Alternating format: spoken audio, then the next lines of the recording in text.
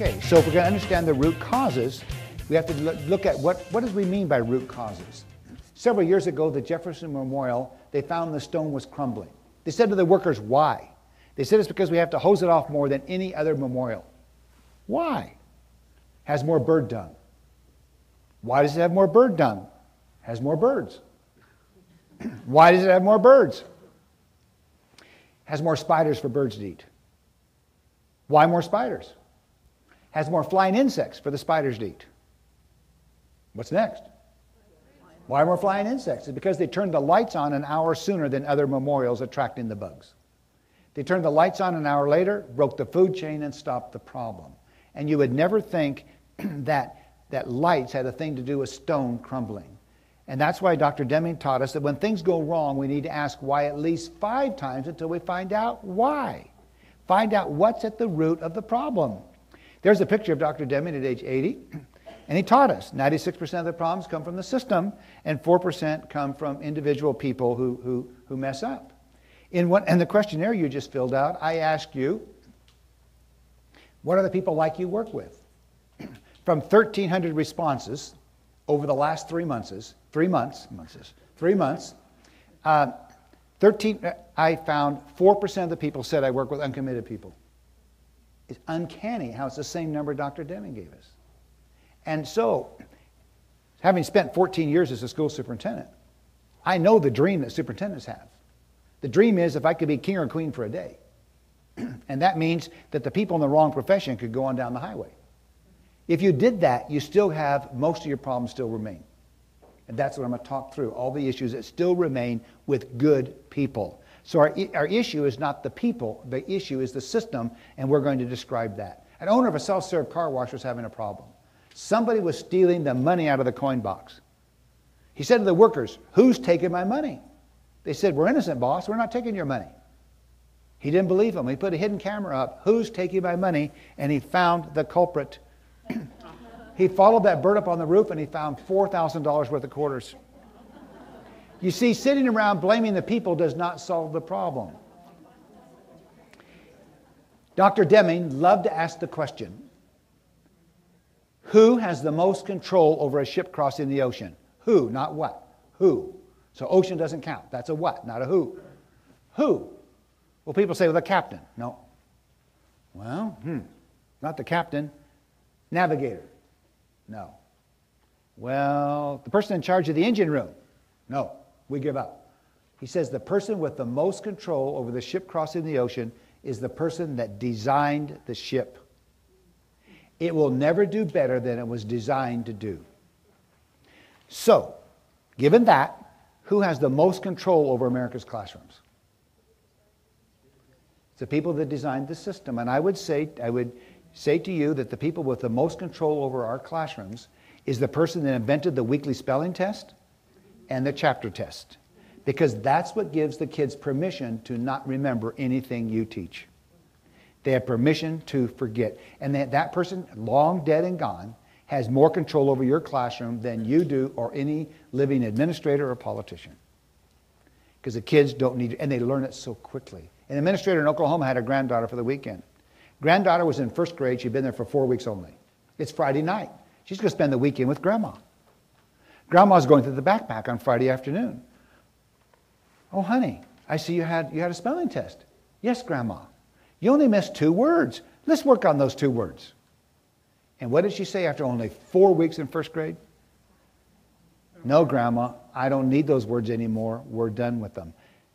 They do not know how to cram in kindergarten. We teach them in grade 1.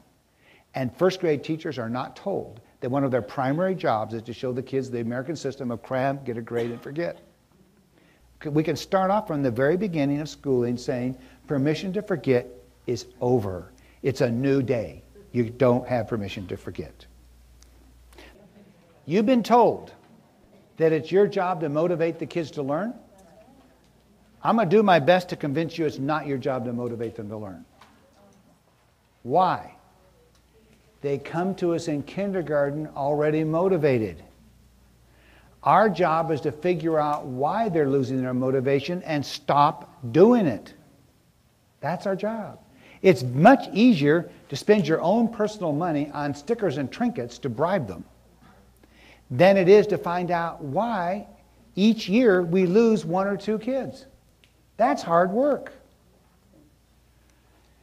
Here's Dr. Deming talking. People are born motivated. Adults demotivate. He did not say teachers, he said adults. It was a youth leader at church that demotivated me in music. And most people, once discouraged, stay that way. I've yet to hear of the kid who say, boy, did I love science in grades 1, 5, and 11. I liked it until then, didn't like it anymore. I have a granddaughter in grade 4. She's already decided she doesn't like social studies. And it's not an easy thing to convince her that she just had a bad experience one year doesn't mean that next year will be bad. Because she's convinced, I don't like social studies. And she's in grade 4.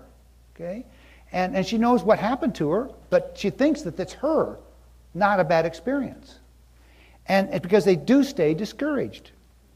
But here's how they start school. This is the everything tiger. She said, I can do it all. As a school superintendent, we did a happy face survey. The kids checked a happy face, straight face, or sad face for all the school subjects. And we added up the percentage of happy faces. And there it is.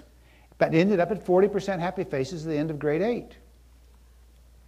I thought before we did this that it would stay high in elementary school and it dropped off in middle school and high school, and I was completely wrong. It starts in kindergarten. The kindergarten teacher's got 25 kids that love school, and at the end of the year, 24 still do. It doesn't seem so bad. We only lost 1. And of course, you know where he lives. And then the next year, we lose another one.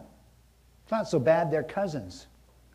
You know, but if you lose 1 or 2 a year, there's nobody left. And by the way, I told you not to be defensive. Nobody's doing this on purpose. Here it is from 1,300 teachers filling out the survey you just filled out. What grade level do you teach, and what percent of the kids love school at your grade level? And there it is. It goes up just a little bit at the end. Why does it go up a little bit at the end? Well, several reasons. Okay, let me give you several reasons. One is they're taking mostly electives. Another reason is they can see the light at the end of the tunnel. But maybe the more important reason is the teachers are answering it for the kids in their class, not for the kids in town. They're not counting the dropouts. They're only counting the kids that are still there. So now we're going to go to class run charts.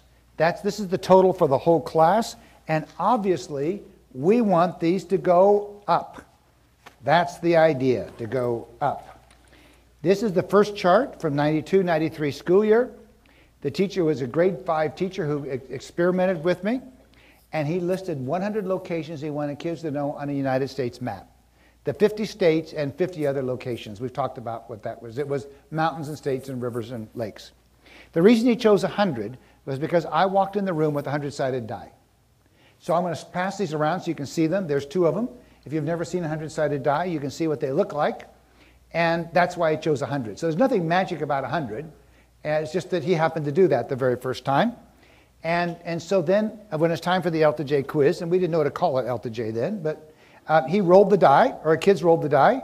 Whatever number came up, they looked for that number on their map because the states were numbered, and then the other locations were numbered on another United States map copied on the back, and they would find that number, write down the name of the location. Then you roll the die, write down the name of the location. Roll the die, write down the name of the location. He had 32 students in his classroom, 10 questions a week. You got that right. 100 locations, so square root of 100 is 10. 32 kids, so a perfect week would be 320. It's not the goal, it's just what perfect would be. And then, there they are going through the year. You want the students to do the work. I do not want to see the parking lot empty at night except for your car, and you're in the school making graphs. No, this is the kids' job. And my advice to you, in order to get the kids doing the work instead of you, is to be efficient first and fair second. That's hard for teachers because your DNA says, I want to be fair first.